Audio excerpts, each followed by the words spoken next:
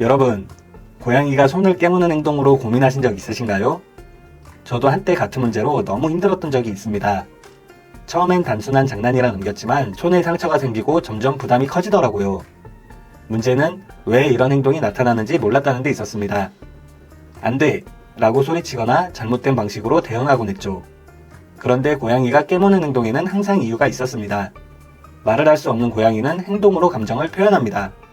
우리가 그 신호를 이해하지 못하면 문제는 해결되지 않고 오히려 더 악화될 수 있습니다. 이번 영상에서는 고양이가 깨무는 이유와 이를 멈추는 현실적이고 효과적인 방법을 함께 알아보겠습니다. 끝까지 시청하시고 고양이와의 평화로운 일상에 도움받아보세요. 첫 번째는 갑작스러운 접촉에 놀랐을 때입니다. 고양이가 자고 있을 때 갑작스럽게 쓰다듬으면 놀라서 손을 물 수 있습니다.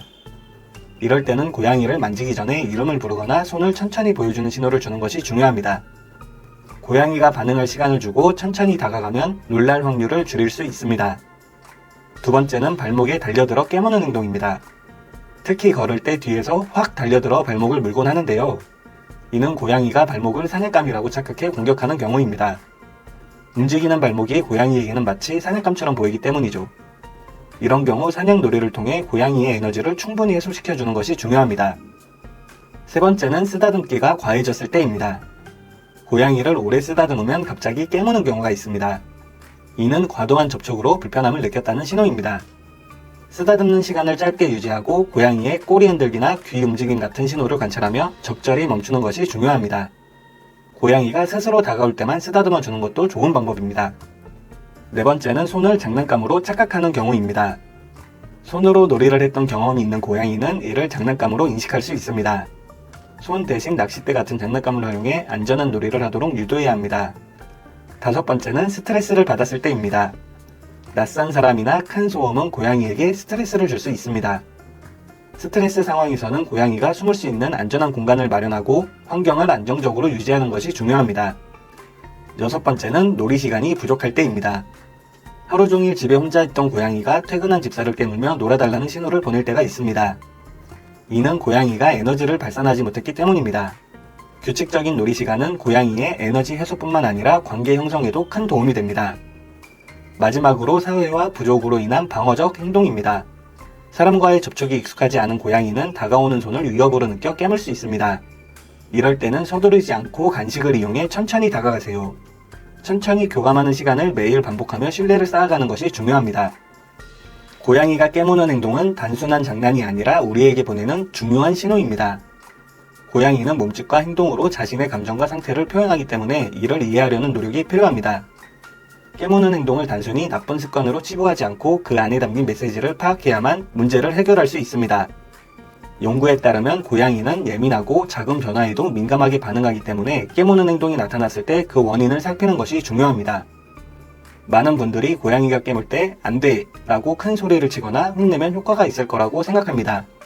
그러나 이는 고양이에게 스트레스를 주고 신뢰를 악화시키는 결과를 초래합니다. 또한 깨무는 행동을 놀이로 여겨 방치하면 점차 더 강한 공격으로 이어질 수 있습니다. 이러한 상황을 예방하려면 고양이의 행동을 관찰하고 적절히 대처하는 것이 중요합니다. 지금 바로 고양이가 깨물었던 순간을 떠올려 보세요. 그때 고양이가 왜 깨물었는지, 내가 어떤 반응을 했는지 점검해 보세요. 깨무는 상황에서 내가 큰 소리로 반응하거나 갑작스럽게 행동하지는 않았는지 생각해보고 차분하게 대처하는 방법을 계획해보세요. 제가 이번 주제를 다루면서 문득 코코를 처음 집에 데려왔던 날이 떠올랐습니다. 악갱이였던 코코는 첫날 이동 가방 안에서 한참을 나오지 않았어요. 언제 나올까 기다리며 조용히 지켜보던 기억이 납니다. 그런데 적응을 마친 후에는 손과 발을 깨물기 시작했죠. 너무 세게 물어서 정말 아프기도 했고 솔직히 짜증이 나기도 했습니다. 당시에는 어떻게 해야 할지 몰라 여러 시행착오를 겪었습니다. 깨물면 방으로 도망가기도 하고 안 돼! 같은 소리를 내며 혼내보기도 했죠. 심지어 아픈 척 연기까지 해봤지만 효과가 없었습니다. 그러다 깨달았습니다. 고양이를 혼내는 대신 무관심한 태도를 유지하고 사냥놀이를 더 자주 해주는 것이 필요하다는 점을요. 그런 노력 끝에 점차 코코의 깨무는 행동이 줄어들기 시작했습니다.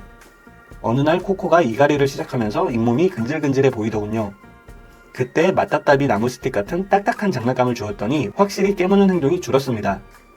지금도 가끔 깨물 때가 있지만 이제는 세게 물지 않고 발을 살짝 문 뒤 저를 빤히 쳐다봅니다. 심심하거나 간식 시간이 됐다는 신호일 뿐이죠. 이런 과정을 돌아보면 당시 저를 깨물던 코코가 보내던 신호를 제대로 이해하지 못했던 게 미안한 마음으로 남아 있습니다. 오늘은 고양이가 깨무는 다양한 이유와 그에 따른 해결법을 알아보았습니다. 고양이가 갑작스러운 접촉에 놀랐을 때, 사냥 본능이 활성화되었을 때, 과도한 쓰다듬기로 불편함을 느꼈을 때 등 다양한 상황을 다뤘죠. 이 모든 경우 고양이가 깨무는 행동은 단순한 습관이 아니라 우리에게 보내는 중요한 신호라는 점이 핵심이었습니다. 다음 영상에서는 고양이가 외롭다는 신호와 이를 알아차리는 방법에 대해 이야기할 예정입니다. 외로움은 고양이에게도 큰 스트레스가 될 수 있습니다. 고양이와의 유대감을 한층 더 깊게 만들어보는 방법을 알려드릴 테니 지금 바로 구독하시고 다음 영상도 놓치지 마세요. 오늘도 시청해주셔서 감사합니다.